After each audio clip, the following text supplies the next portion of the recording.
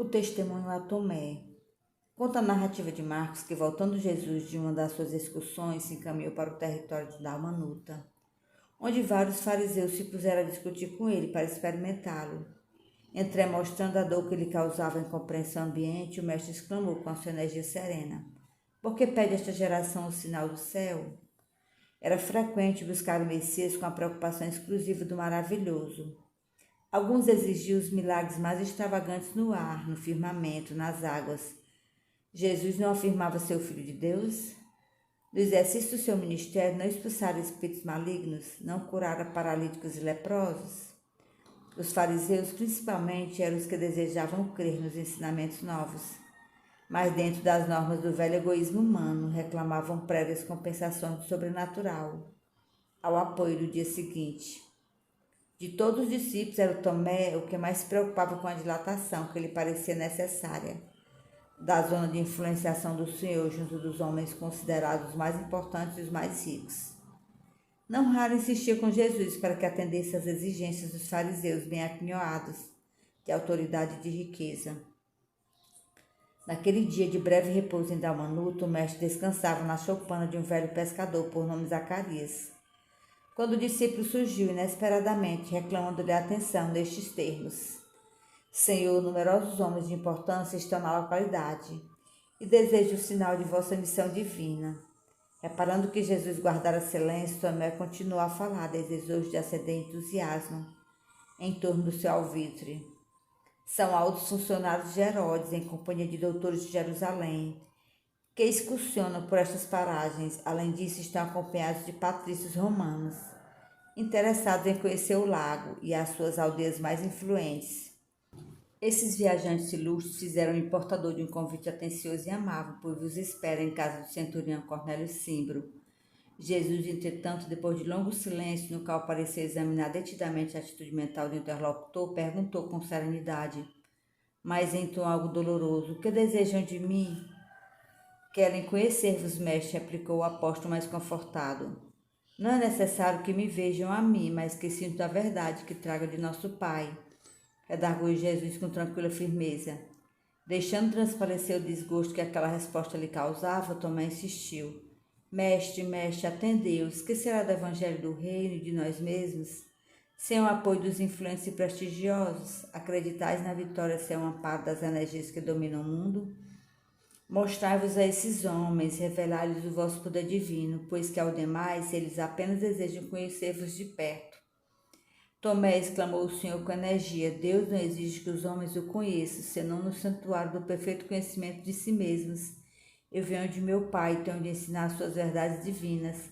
Nunca reclamei dos meus discípulos as suas homenagens pessoais, apenas tenho recomendado a todos que se amem reciprocamente através da vida. E desfazendo as ponderações descabidas do discípulo, continuou: Julgas então que o evangelho do reino seja uma causa dos homens perecíveis? Se assim fosse, as nossas verdades seriam tão mesquinhas como as edificações precárias do mundo, destinadas à renovação pela morte nos eternos caminhos do tempo. Os patrícios romanos e os doutores de Jerusalém não terão de entregar a alma a Deus algum dia? Quem será desse modo mais forte e poderoso, Deus, que é o Pai de sabedoria infinita na eternidade de sua glória, ou um César romano que terá de rolar do seu trono enfeitado de púrpura para o pó tenebroso da sepultura? Tomé escutava-o surpreso e entristecido, todavia com o propósito de se justificar, acrescentou comovido: Mestre, compreendo as vossas observações divinas. No entanto, esses forasteiros desejavam apenas o sinal de Deus nos céus. Mas se são incapazes de perceber a presença do nosso Pai, como poderão reconhecer-lhe um simples sinal? Perguntou Jesus, com todo o vigor da sua convicção. Os pais humanos sabem que sem o seu esforço ou sem a generosa cooperação de alguém que o substitua à frente da família, não seria possível o desenvolvimento de seus filhos. No que se refere à assistência material, contudo, os homens do mundo encontram a casa edificada da natureza, com a exatidão de suas leis, e timbram sempre em negar a assistência da providência divina. Vai, Tomé, e diz-lhes que o evangelho do reino não se destina aos que se encontram insatisfeitos e confortados na terra, destina-se justamente aos corações que aspiram a uma vida melhor. Ante a firmeza das elucidações, o apóstolo não mais insistiu, ainda porém interrogou hesitante: Mestre, qual será então a nossa senha? Como provar às criaturas que o nosso esforço está com Deus? Uma só lágrima que consola e esclareça um coração atormentado, explicou Jesus, vale mais do que o sinal imenso do céu, destinado tão somente a impressionar os miseráveis sentidos da criatura. A nossa senha, Tomé, é a nossa própria exemplificação na humildade e no trabalho. Quando quiseres esclarecer o espírito de alguém, nunca lhe mostres que sabes alguma coisa. Sofre, porém, com as suas dores e colherás resultado. A redenção consiste em amar intensamente. Se te interessas por um amigo, suporta os seus infortúnios e imperfeições.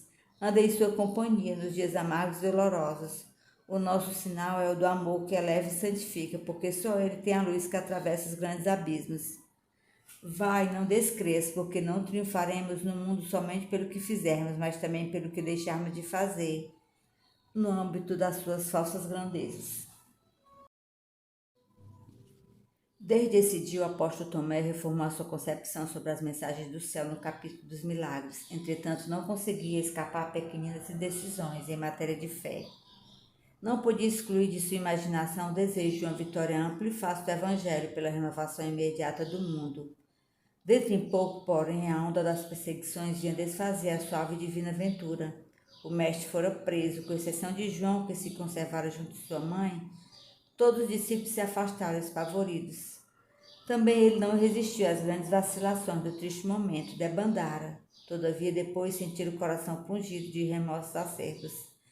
Almejava contemplar o mestre querido, ouvir, se possível, pela última vez uma palavra de exprobração dos seus lábios divinos, disfarçando-se então de maneira a tornar-se irreconhecível, a fim de se livrar das iras da multidão. Incorporou-se nas ruas movimentadas ao ruidoso cortejo. Seu coração batia acelerado, rompeu a massa popular, aproximou-se do Messias que caminhava sob a cruz a passos vacilantes, seguido de perto pelos soldados que o protegiam contra os ataques da plebe. Sentiu que uma grande angústia lhe dilacerava as fibras mais delicadas da alma. Contudo, seguiu sempre, até que o madeiro se ergueu, exibindo sentenciado sob os raios do sol claro, no topo de uma colina, como para apresentar espetáculo às vistas do mundo inteiro. Tomé contemplou fixamente o mestre e notou que o espírito lhe mantinha firme. Sua fisionomia serena, não obstante o martírio daquela hora, não refletia senão amor profundo, que ele conhecera nos dias mais lindos e mais tranquilos. Seus pés, que tanto haviam caminhado para a semeadura do bem, estavam ensanguentados. Suas mãos generosas e cariciadoras eram duas rosas vermelhas, gotejando o sangue do suplício. Sua fronte, em que se haviam abrigado os pensamentos mais puros do mundo, se mostrava aureolada de espinhos. Tomé se pôs a chorar discretamente. Logo, porém, como se o olhar do mestre buscasse entre os milhares de criaturas reunidas, observou que Jesus o fitara e, magnetizado pela sua afeição divina, avançou hesitante. Desejava escutar daqueles lábios adorados a reprovação franca e sincera que merecia o seu condenável procedimento.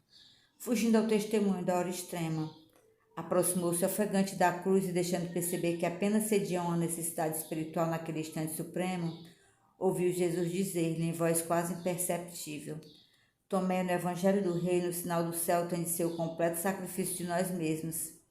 O apóstolo compreendeu-lhe as palavras e chorou amargamente. Não obstante a advertência do Messias, feita do cimo da cruz da humilhação e do sofrimento, o discípulo continuava naquela atitude que se caracterizava por dúvidas quase invencíveis.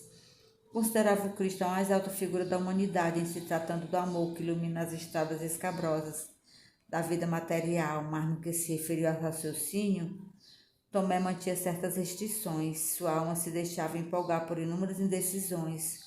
Quando a notícia fulgurante da ressurreição estalou em Jerusalém, porém entre vivas manifestações de alegria, Maria de Magdala, Pedro, João, bem como outros companheiros tinham visto o Senhor, tinham-lhe escutado a palavra consoladora e divina.